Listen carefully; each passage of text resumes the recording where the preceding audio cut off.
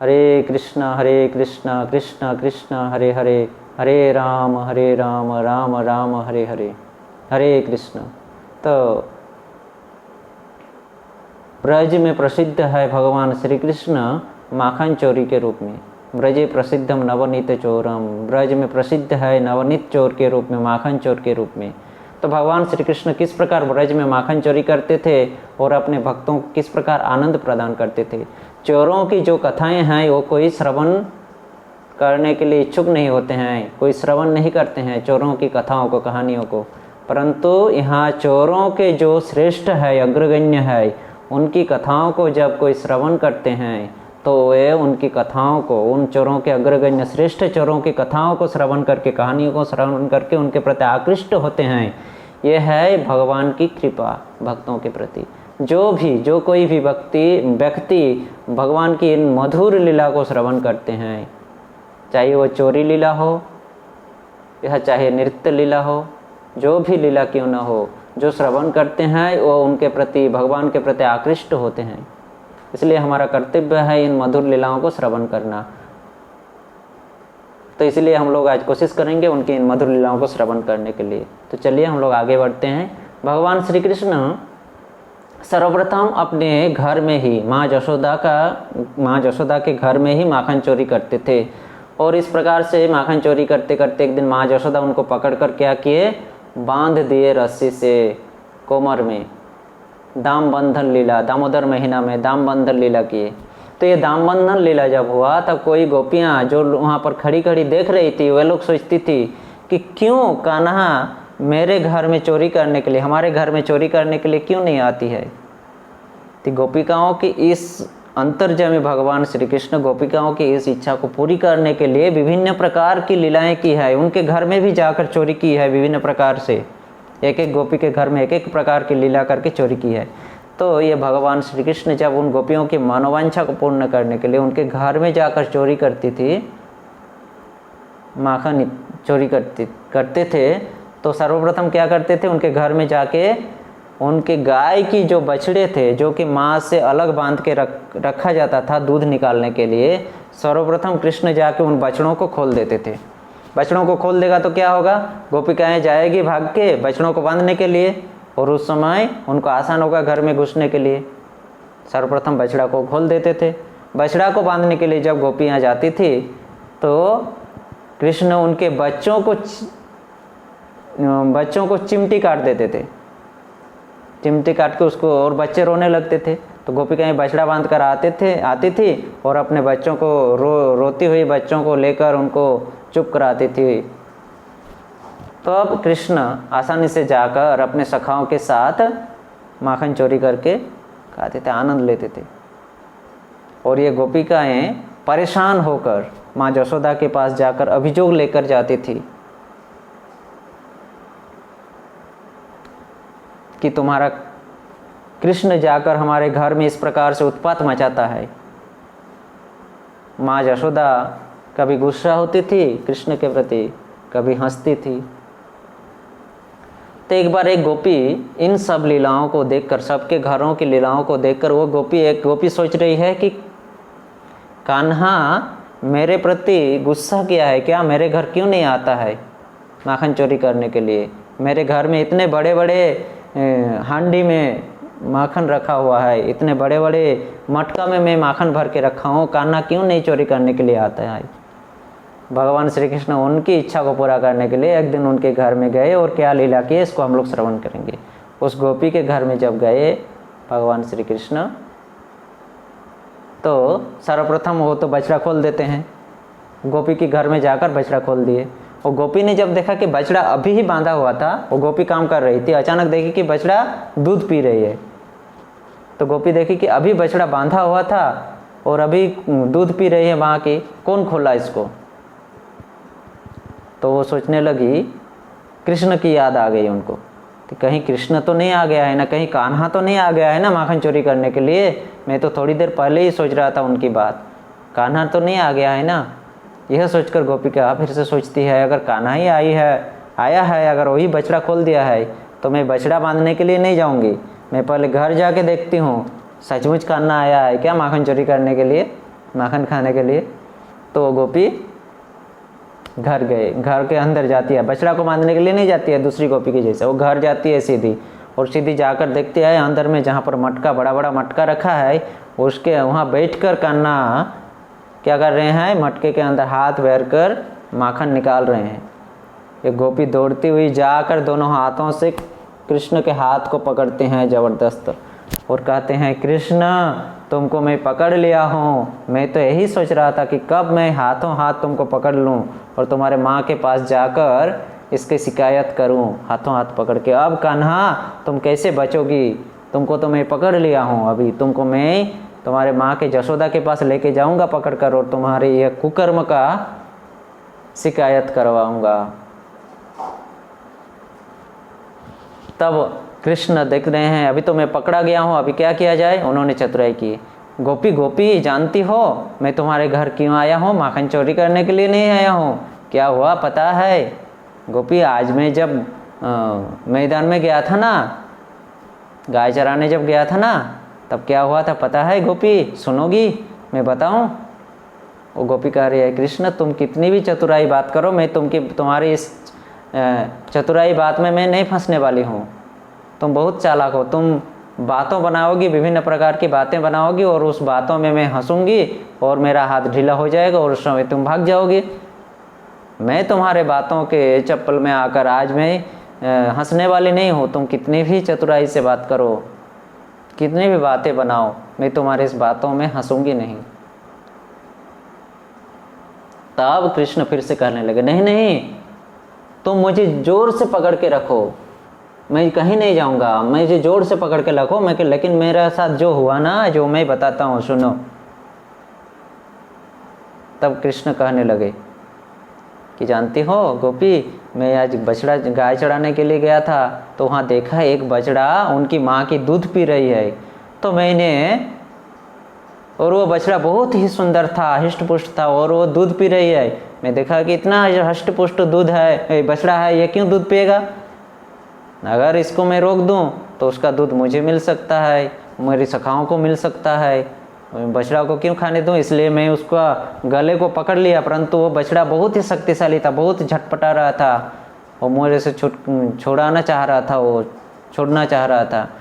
परंतु मैं उस बच्चे को कहा कि उस बछड़ा को कहा कि तुम मेरे से छूटकर नहीं जा सकते हो, मैं बहुत माखन खाया हूँ, बहुत दूध खाया हूँ, मेरा बहुत शक्ति है। तो कृष्ण कह रहे हैं मैं जब इस प्रकार उस बछड़ा को कहा कि मैं बहुत दूध माखन खाया हूँ, तुम मेरे से छूट कर नहीं जा सकते हो, तो उस बछड़ा ने मुझे क्या कहा जानती हो गोपी, उस बछड़ा ने मुझे कहा कि, वो बछड़ा कह रही है कि मैं भी अपनी माँ की बहुत दूध खाई हूँ, ताज़ा ताज़ा दूध खाई हूँ, मेरा भी बहुत शक्ति है, मैं तुमसे छुटकर ही रहूँगा, तुम मुझे पकड़ कर नहीं रख सकते हो। इस प्रकार से हम दोनों में बहुत बाताबाती हुआ। तब मैं अंत में उस बछड़ा को कहा कि अगर तुम्हारी माँ की ताज़ा दूध खाई हो तो चलो हम दोनों दौड़ लगाते हैं, दौड़ प्रतियोगिता करेंगे, और देखेंगे किसका शक्ति ज़्यादा है, कौन ज़्यादा तेज दौड़ सकता है, कौन ज़्यादा दूध और माखन खाया है।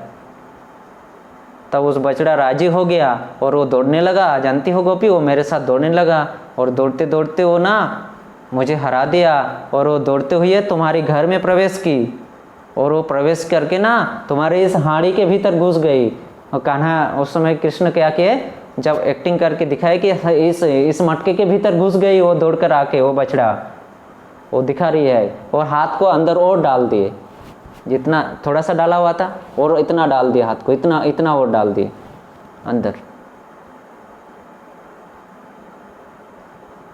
तो तब गोपी कह रही है अच्छा बहुत बातें बनाने सीख गए हो ना, अभी तुम हाथ को झटक रहे हो कि मैं छोड़ दूंगा, मैं छोड़ने वाला नहीं हूँ तुमको। कृष्ण फिर से कह रहे हैं नहीं नहीं गोपी, मैं छुड़ाने का कोशिश नहीं कर रहा हूँ, मैं बछड़ा को पकड़ा हूँ, देखो ना अंदर बछड़ा है, मेरे हाथ में पकड़ के रखा हूँ मैं, बछड़ा है अंदर मेरे हाथ के अंदर। गोपी हंस इस प्रकार सुन रही है, अंदर अंदर हंस रही है उसकी बातों को सुनकर कृष्ण के, कि मटका के अंदर एक बछड़ा कैसे घुस सकते हैं, ये स्वाभाविक थोड़ी है, एक बछड़ा थोड़े मटका के अंदर घुस जाएगा। कृष्ण कह रहे हैं नहीं नहीं, मैं बछड़ा को पकड़ के रखा हूँ, तुम देखो ना मेरे हाथ के ऊपर पकड़ो, ऊपर, मैं हाथ को अभी निकालता हूँ, देखो मेरे हाथ में बछड़ा है। तो गोपी कहा कि चलो आगे बात को इसका बढ़ाता हूँ, देखता हूँ ये क्या बछड़ा है कि क्या है इसके हाथ में, हाथ तो निकालने तो इसका। गोपी ने इधर पकड़ा, कृष्ण के इधर पकड़ा, दोनों हाथों से जकड़ कर पकड़ के रखी गोपी ने, और कृष्ण धीरे धीरे हाथ को निकाले मटके से। और जब निकाले तो गोपी देखी कृष्ण के हाथ में पत्थर का बना हुआ एक सुंदर सफ़ेद कलर का, एक सुंदर सफ़ेद पत्थर से बना हुआ एक सुंदर बछड़ा उनके हाथ में था। पकड़ कर रखे थे कृष्ण, एक सुंदर बछड़ा तो था परंतु वह पत्थर का बछड़ा था। गोपी कह रहे, अच्छा कन्हा ये बात है, तुम पत्थर का बछड़ा दिखाकर मुझे फुसला रही हो छुटकारा पाने के लिए। ये पत्थर का बछड़ा तुम्हारे साथ दौड़ प्रतियोगिता कर रहा था, यही है तुम्हारा दौड़ लगाने वाला बछड़ा ना। अभी मैं समझ गई तुम्हारी चतुराई को। कृष्ण फिर से कहने लगे, नहीं नहीं गोपी, ये पत्थर का बछड़ा नहीं है, देखो देखो मैं इसको मिट्टी में रखता हूँ, देखो ना तुम ध्यान से देखो, ये पत्थर का नहीं है, ये सचमुच बछड़ा है। इतना कहकर मिट्टी में जैसे ही रखते हैं उस पत्थर के बछड़े को, क्या होता है, कृष्ण की कृपा से, कृष्ण की इच्छा से वो पत्थर का बछड़ा साधारण बछड़ा बन जाती है, बड़े बछड़ी बन जाती है, और हम्बा हम्बा करके चिल्लाने लगती है अपने माँ के पास जाने के लिए। गोपी देख के आश्चर्यचकित हो जाती है, अभी कृष्ण को छोड़ देती है गोपी और आश्चर्यचकित हो जाती है, ये क्या, मैं तो अभी देखा ये पत्थर का बछड़ा था, मैं ये क्या हो गया अभी, ये तो आवाज़ कर रही है अपने माँ के पास जाने के लिए हम्बा हम्बा करके। तो गोपी कृष्ण को छोड़ दिए और कृष्ण फिर गोपी से कह रहे हैं, देखो देखो ना ये माँ के पास जाने के लिए कैसा कर रहा है बछड़ा, देखो ना गोपी, इसको अभी माँ के पास जाने देना चाहिए ना। तो इस प्रकार से गोपी जब आश्चर्यचकित हो गई और देखे कि ये क्या हो रहा है मेरे आंखों के सामने, तो गोपी कृष्ण को कहने लगे, कृष्ण तुम इस बछड़े के साथ बहुत दौड़े हो ना, बहुत थक गए हो तुमको कुछ देना चाहिए, मैं तुमको कितना कष्ट दिया, तुमको पकड़ के रखा, तुमको कुछ देना चाहिए था ना खाने के लिए, तुमको कुछ इनाम देना चाहिए, तुम इतने बड़े बछड़ों के साथ दौड़े हो, दौड़ लगाए हो, तुमको बहुत भूख लगा होगा ना कन्हा। इस प्रकार से गोपी ने कहे कि जाओ तुम जिस मटके के अंदर से वो बछड़ा को निकालना ना, उस माखन का मटका को, पूरी मटका तुम लेके जाओ, जाओ तुम उस पूरा माखन तुम खा जाना, उसको पूरा लेके जाओ। जैसे ही गोपी ने कहा कि तुम वो पूरा मटका लेके जाओ, कृष्ण ने उस मटका को उठाए और दरवाजे के सामने आकर पटक दिए और सारे मिट्टी में, सारे के सारे मक्खन मिट्टी में फैल गए। और गोपी को कहने लगे हंस के कि गोपी मैं किसी के द्वारा दिया गया मक्खन नहीं खाता हूँ, उससे मैं संतुष्ट नहीं होता हूँ, मैं चोरी करके खाने में ज़्यादा संतुष्ट होता हूँ। मक्खन में चोरी करके खा के जितना संतुष्ट होता हूँ ना, दूसरों के द्वारा दिए गए मक्खन से उतना संतुष्ट नहीं होता हूँ।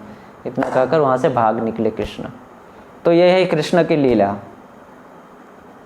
कृष्ण, भगवान श्री कृष्ण इस प्रकार की लीला करते हैं अपने भक्तों को उनके प्रति आकृष्ट करने के लिए।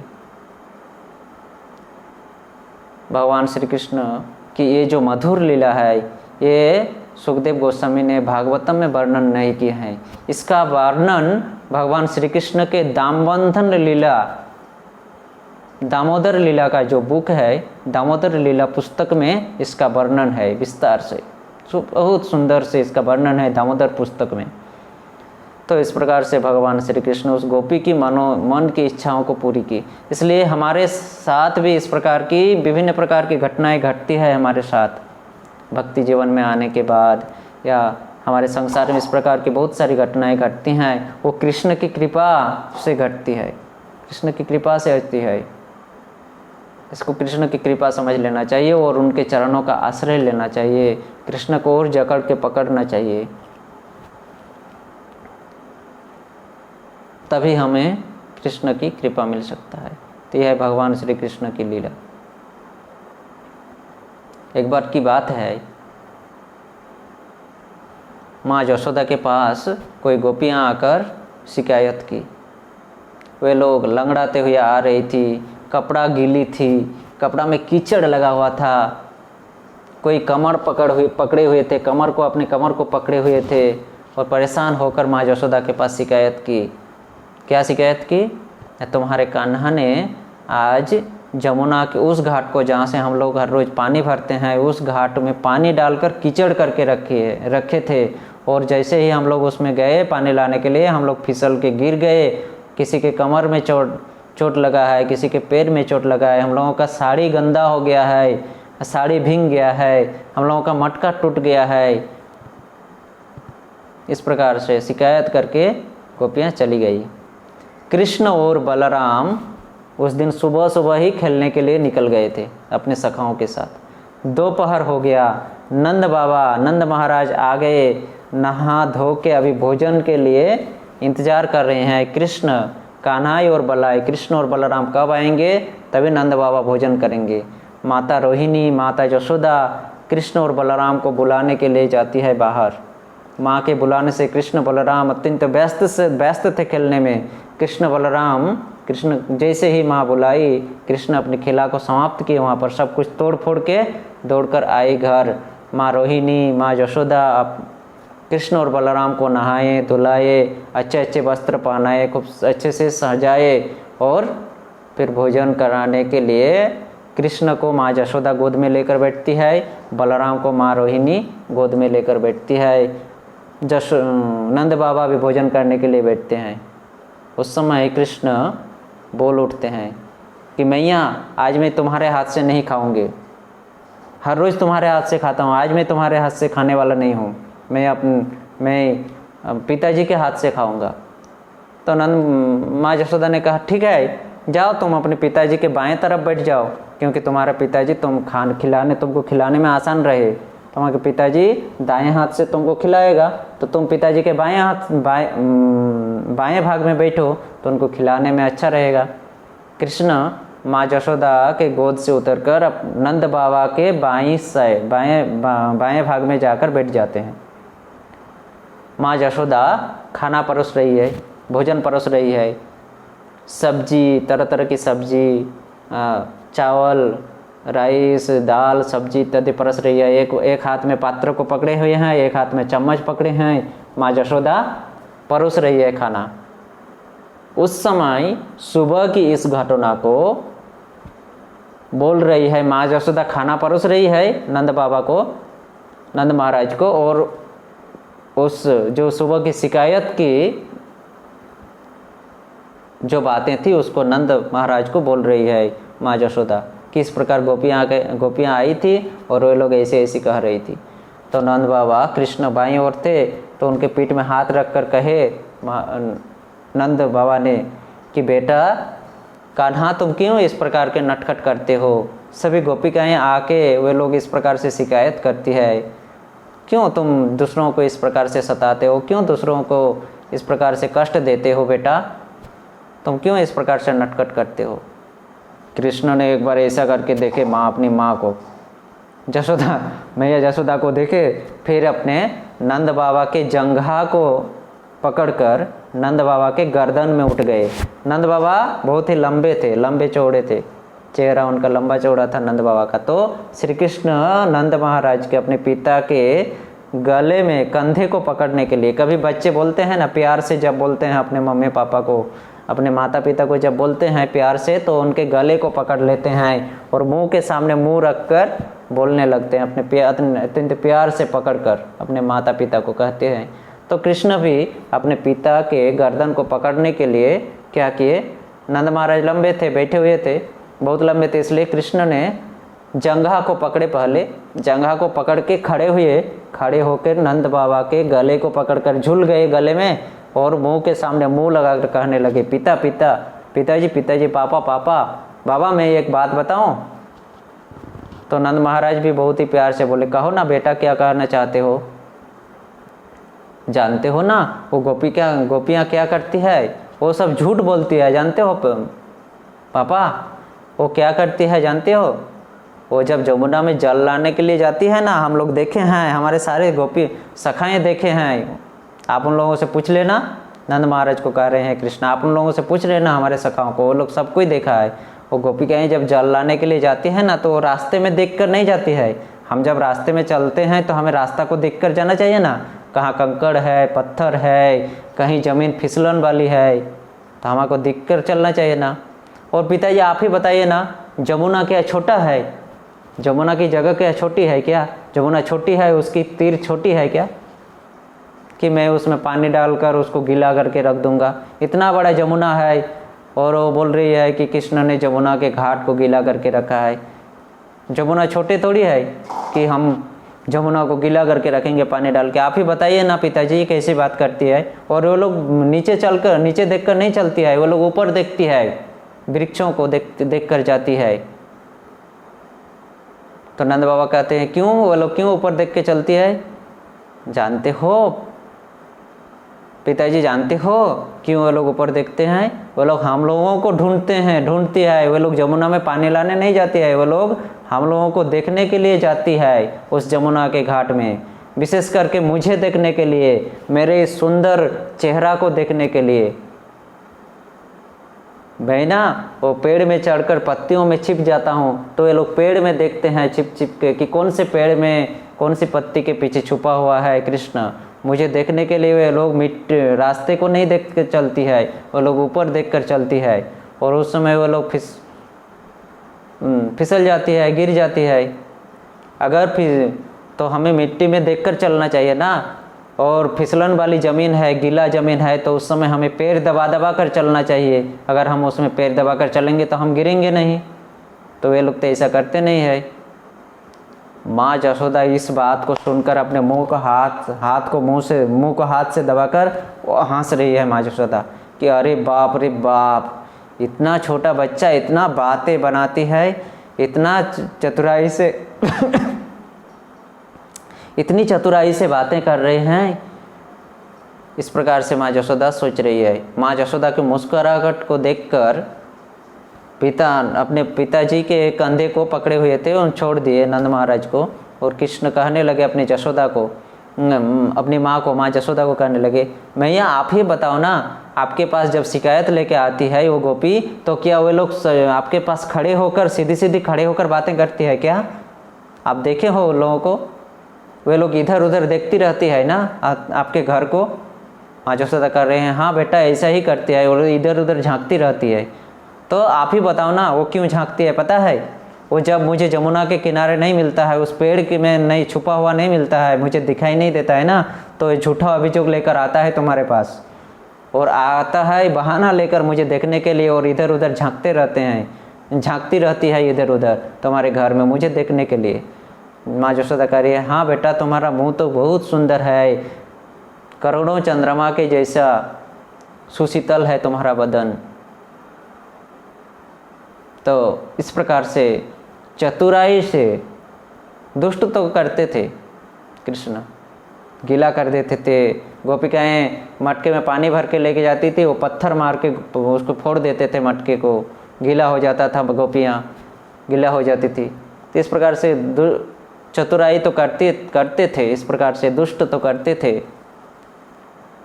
परंतु बातें भी बनाते थे चतुराई से, और इस प्रकार से आनंद देते थे। भक्तों को आनंद देने के लिए भगवान श्री कृष्ण इस प्रकार के झूठे बातें बनाकर अपनी लीलाओं को आगे बढ़ाते थे, मधुर मधुर लीलाएं करते थे, अपने भक्तों को आनंद प्रदान करने के लिए, ब्रज की उन गोपिकाओं को आनंद प्रदान करने के लिए, और हम जैसे भक्तों को जो कि कृष्ण के भगवान के इन मधुर लीलाओं को श्रवण करने के लिए इच्छुक है, लालायित है, उन भक्तों का आनंद प्रदान करने के लिए भगवान श्री कृष्ण इस प्रकार की विभिन्न प्रकार की लीलाएं की है। आगे हम लोग और एक लीलाओं को श्रवण करेंगे। पूर्णिमा के दिन विशेषतः क्या होता है? सत्यनारायण की पूजा होती है, सत्य नारायण की पूजा की जाती है पूर्णिमा तिथि के दिन। तो ब्रज की सभी गोपिकाएं पूर्णिमा तिथि के दिन सत्यनारायण की पूजा कराती थी। ब्राह्मण आते थे और सबके घर में सत्यनारायण का घट स्थापन करके, कलश स्थापन करके सत्यनारायण की पूजा करते थे। सत्यनारायण भगवान कृष्ण का ही एक स्वरूप है, प्राभव स्वरूप। तो सत्यनारायण की पूजा करती थी सभी गोपिकाएं। तो एक बार एक गोपिका की क्या हुई, उस पूर्णिमा तिथि के दिन वो सत्यनारायण की पूजा नहीं कराती थी। तो उस पूर्णिमा तिथि के दिन क्या हुआ, उस साल उस महीने में उस पूर्णिमा तिथि के दिन उसका जो पति था, उस गोपी की जो पति थे, उसका जन्मदिन पड़ गया पूर्णिमा के दिन। तो गोपिका ने सोचा कि आज मेरे पति का जन्मदिन है और पूर्णिमा तिथि है, सत्यनारायण का पूजा मैं करवा लेती हूँ घर में ब्राह्मण को बुलाकर। इसलिए वो गोपी सुबह सुबह नहा धोकर ब्राह्मण के घर जाते हैं, ब्राह्मण के घर जाती है और ब्राह्मण को कहती है सत्यनारायण पूजा कराने के लिए। तो ब्राह्मण लिस्ट देते हैं कि देखो आज पूर्णिमा है और सभी आज ब्रज की सभी लोग पूर्णिमा सत्यनारायण पूजा कराती है, तो मैं ही उन लोगों के घर में पहले से सत्यनारायण पूजा करके आ रहा हूँ। हर पूर्णिमा में सत्यनारायण पूजा करता हूँ, तो मेरा एक रूटीन है, मेरा एक लिस्ट है। मैं सबसे पहले उनके घर में जाता हूँ, नाम बोल रहे हैं वो ब्राह्मण उस गोपी को कि मैं सर्वप्रथम उसके घर में पूजा करता हूँ, बाद में उसके घर में, तीसरा नंबर उसके घर में, चौथा नंबर इसका घर में, पाँचवा नंबर उसका घर में। इस प्रकार से क्रमानुसार हम सत्यनारायण पूजा करता हूँ।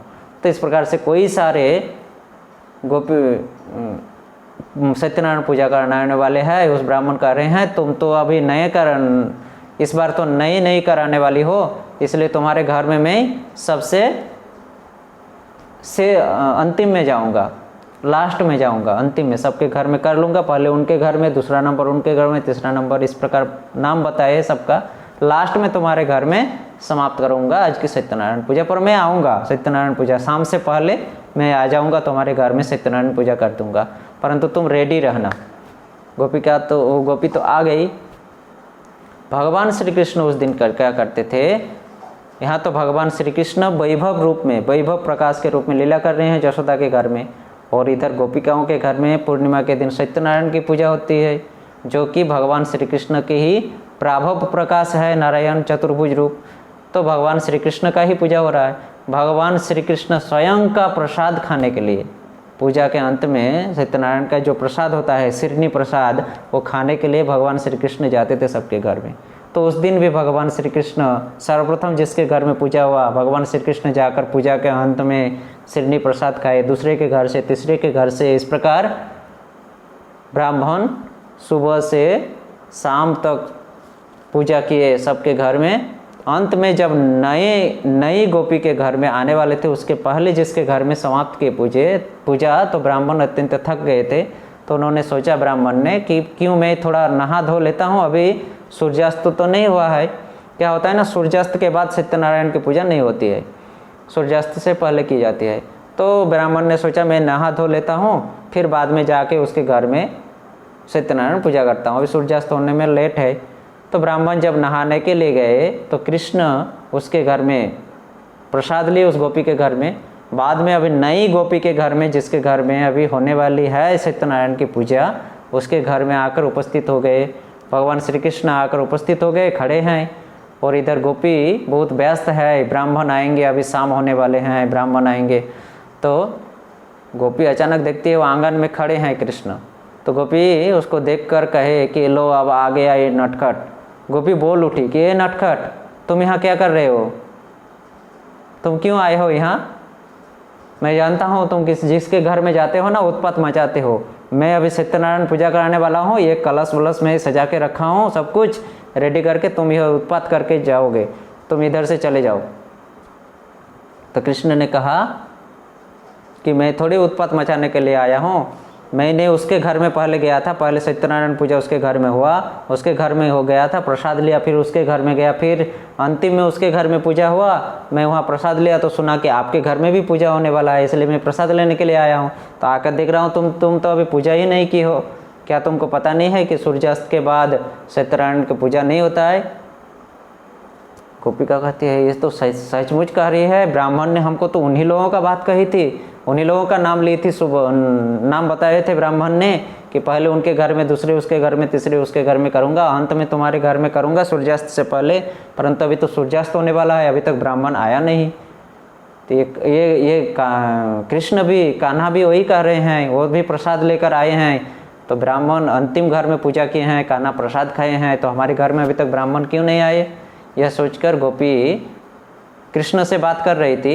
वो पीछे मुड़कर गोपी ने सोचा कि मैं अपने पति को भेजता हूँ ब्राह्मण को बुलाने के लिए। ये सोचकर पीछे जैसे ही घूमकर अपने पति को बुलाने के लिए जाती है, उस समय कृष्ण क्या करती है, जोरों से प्रसाव कर देती है। जोरों से, इतनी जोर से पेशाब करती है कि गोपी की साड़ी गीली हो जाती है। गोपी उस समय कहती, छी छी छी छी कान्हा, तो ये क्या किया, मुझे अपवित्र कर दिया, मुझे अभी फिर से स्नान करना पड़ेगा, इस स्थान को तुमने अपवित्र कर दिया। चारों ओर वो पेशाब कर दिए कृष्ण ने।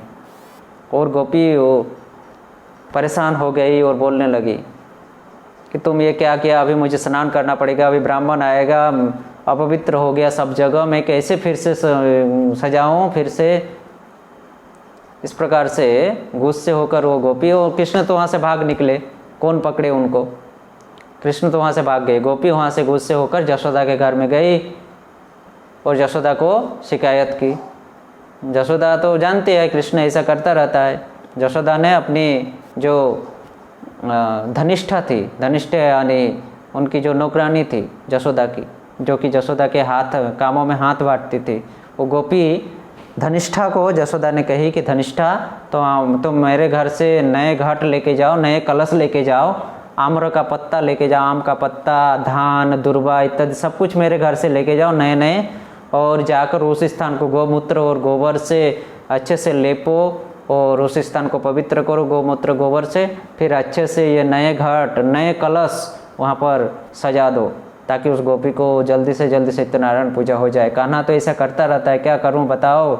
इस प्रकार से धनिष्ठा को भेजती है उस गोपी के साथ। धनिष्ठा जाकर उस स्थान को साफ करके गोबर से पोंछ के फिर अच्छे से नया कलश वहाँ पर स्थापन कर देते हैं। जिस प्रकार से सत्यनारायण पूजा के लिए कलश स्थापन किया जाता है, ठीक उसी प्रकार से ब्राह्मण जिस प्रकार से करते हैं, धनिष्ठा को पता थे, धनिष्ठा उस प्रकार से सजा दी, खूब सुंदर से सजाकर धनिष्ठा घर आ जाती है। इतने में ब्राह्मण वहाँ उपस्थित होते हैं। ब्राह्मण आकर देखते हैं पूजा का स्थान बहुत सुंदर से सजाया हुआ है, कलश यथासंभव यथारूप से सजाकर रखा हुआ है। ब्राह्मण अत्यंत खुश होते हैं और गोपी को कहते हैं, वाह आप तो बहुत अच्छे से सजाए हो, मैं सबके घर में पूजा कर रहा हूँ, बहुत परेशानी होता है, सब ढंग से सजाता नहीं है, इतने दिन से पूजा करवा रही है, कोई ढंग से सजाती नहीं है, मुझे बहुत परेशान होता है पूजा करने में, लेकिन तुम बहुत ही सुंदर से यथारूप से सजा कर रखे हो, मैं बहुत खुश हूँ, मैं तुम्हारा पूजा बहुत अच्छे से करूँगा। इस प्रकार से ब्राह्मण ने पूजा समाप्त की, अत्यंत खुश हुए। और ब्राह्मण को खुश देखकर उतना अच्छे से पूजा हुआ, उस प्रथम बार पूजा कराई वो गोपी, बहुत ही अच्छे से पूजा हुआ, ब्राह्मण अत्यंत खुशी हुई।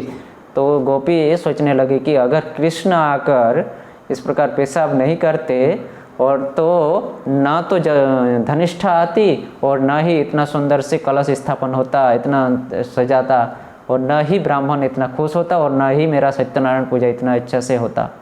मैं तो पूरा कैसे कैसे करके रखा था, सजा ही नहीं पाया था अच्छे से, ब्राह्मण संतुष्ट नहीं होता था और अच्छे से पूजा भी नहीं करता था। यह सोचकर अत्यंत आनंदित होकर वो बड़ी थाली में भरकर बहुत सारे प्रसाद लेकर जशोदा के घर में गए। दौड़ते दौड़ते गई और कान्हा कान्हा करके पुकार रही है जाकर। माँ जशोदा बोले, फिर से क्या हो गई, फिर से तुम आ गई, क्या हुई, फिर से कुछ किया है क्या मेरे कान्हा ने? नहीं नहीं जशोदा, ऐसी बात नहीं है, अगर तुम्हारा कान्हा जाकर उस समय अपवित्र नहीं करता ना, पेशाब नहीं करता, तो धनिष्ठा नहीं जाती और मेरा सत्यनारायण पूजा भी इतना अच्छा से नहीं होता। तुम्हारा कान्हा जाकर पेशाब कर दी थी, इसलिए मैं तुम्हारे पास शिकायत लेकर आई थी, और धनिष्ठा को आप भेजे थे और धनिष्ठा जाकर इतने अच्छे से कलश स्थापन किए थे कि ब्राह्मण बहुत खुश हुए और बहुत अच्छे से मेरा से सत्यनारायण पूजा हुआ। माँ जशोदे बहुत अच्छे से मेरा सत्यनारायण पूजा हुआ, इसलिए मैं कान्हा के लिए प्रसाद लाया हूँ थाली भरकर। तुम्हारा कान्हा किधर है? अगर आ जाए तो तुम उनको ये प्रसाद खिलाना।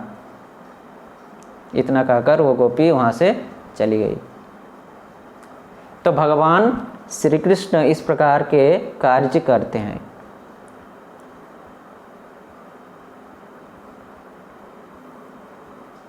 कितने भी अपवित्र काम क्यों नहीं कर रहे हैं, भगवान श्री कृष्ण क्या कहते हैं? भगवान जो करते हैं मंगल के लिए करते हैं। भगवान हमारे लिए जो भी करते हैं, हमारे अगर उंगली काट देते हैं, हमारा अगर गला काट देते हैं, हमारा अगर टांगे तोड़वा देते हैं, तो हमारे मंगल के लिए करते हैं भगवान श्री कृष्ण। आगे जाकर हमें और कोई बुरी कठिनाइयों का सामना करना पड़ता था, इसलिए हमारा उंगली काटकर उसमें निपटा दे भगवान श्री कृष्ण। भगवान श्री कृष्ण जो करते हैं मंगल के लिए करते हैं। इस गोपी के घर में पेशाब किए किसके लिए?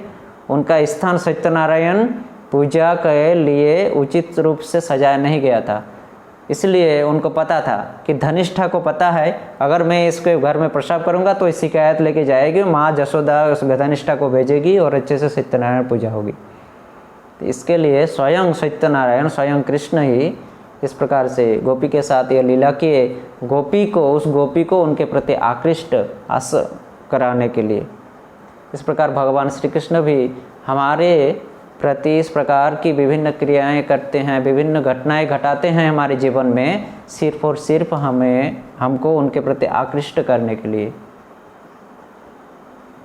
इसलिए हमारा कर्तव्य है, हम जीवों का कर्तव्य है कि भगवान श्री कृष्ण की इस मधुर लीलाओं को हम ज़्यादा से ज़्यादा श्रवण करें, और ज़्यादा से ज़्यादा हम जितना श्रवण करेंगे हमारे हृदय का कलुष उतना नष्ट होगा और हम भगवान के प्रति उतना आकृष्ट होंगे, और भगवान के प्रति आसक्त होने के कारण, आकृष्ट होने के कारण हम अपने धाम को लौट सकते हैं। इसलिए कहा गया है शृण्वतां स्वकथा कृष्ण पुण्य श्रवण कीर्तन हृदयं तस्तो अभद्राणि विदुनति सुनिश्चितम। अगर हम भगवान श्री कृष्ण के इस पुण्य रूपी कथा को श्रवण करते हैं, कीर्तन करते हैं, तो क्या होता है? हृदयं तस्तो अभद्राणि, हमारे हृदय में जो अभद्र भरा हुआ है, कलुष भरा हुआ है, वह कलुष निश्चित रूप से विदुनति सुनिश्चितम, सुनिश्चित रूप से विदुरित हो जाएगा, दूरीभूत हो जाएगा, नष्ट हो जाएगा, और तब हम कृष्ण को प्राप्त कर पाएंगे। तो इसलिए हमें ज़्यादा से ज़्यादा इस मधुर लीला को श्रवण करना चाहिए। इसलिए नरोत्तम दास ठाकुर ने अपने भजन में गाए हैं, गौरांगेर मधुर लीला जार करने प्रवशिला तार है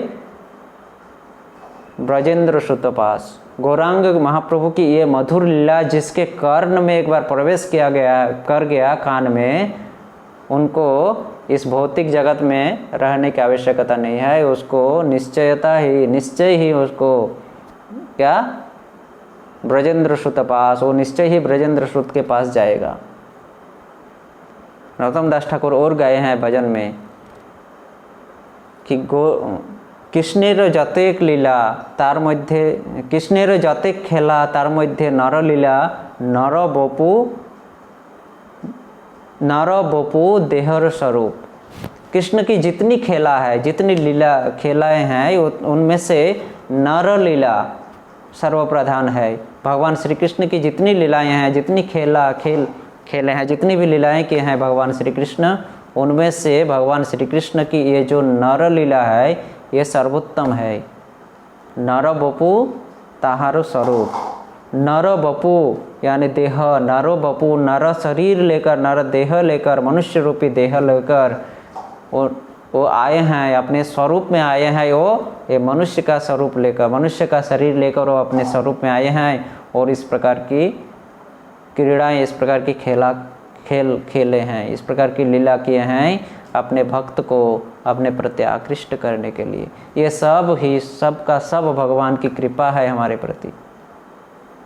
तो बहुत बहुत सुंदर सुंदर मधुर लीला है भगवान श्री कृष्ण की, जो कि भगवान श्री कृष्ण की इस जन्मोत्सव के पावन पुण्यतिथि पर हमें श्रवण करना चाहिए।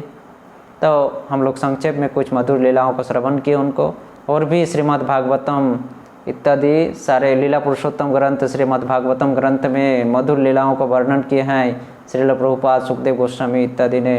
तो इनको हम लोग श्रवण करना चाहिए। श्री लीला पुरुषोत्तम कृष्ण ग्रंथ खरीद के, भागवतम खरीद के।